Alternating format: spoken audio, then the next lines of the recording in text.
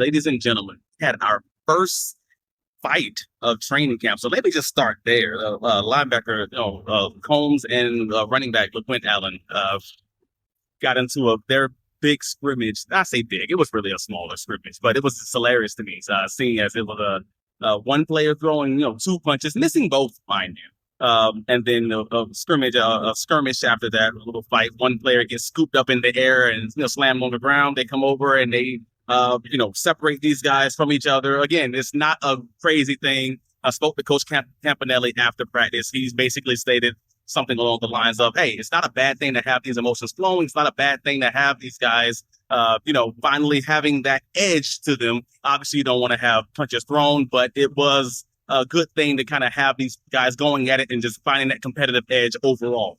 As far as the practice on the field is concerned and not the boxing, you had multiple sacks from the Jaguars defensive line, whether it's Emmanuel Agba came away with 2 sacks in the team's period. Josh Hines-Allen came away with 2 or 3, depending on who you ask. Obviously, they're not hitting the quarterbacks.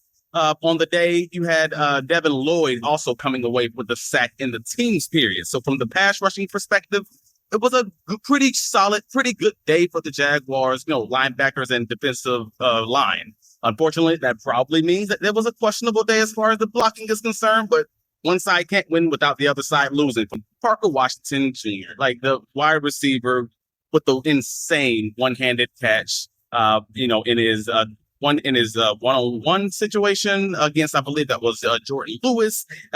One-on-one teams, he had the one catch in the teams period. He had the one catch against Jordan Lewis that was basically called where he took the ball off of his helmet.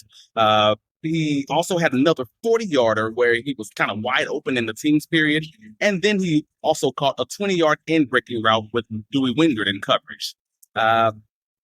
Speaking of Dewey, it was a moderately rough day for him. I'm just going to be honest about that. It wasn't the day he probably wanted. But in addition, him being in that competition with the other safeties, with Caleb Ramsaw still week by week, Darnell Savage also gave up a 40-yard play that by Austin Trammell coming out of the goal line. And again, that was at least 40 yards, if not more than that. So you had Brian Thomas Jr. also go down temporarily and spend a little bit of time with the trainers, but then he came back to the sideline with the helmet on. Seemed pretty normal, seemed to be ready to go back in, but it was also towards the end of practice. So no real updates as far as that's concerned. But overall, a pretty balanced day from the offense to the defense. But nevertheless, defensive pass rushers did pretty well. And the Jaguars receivers, namely Parker Washington, had a great day.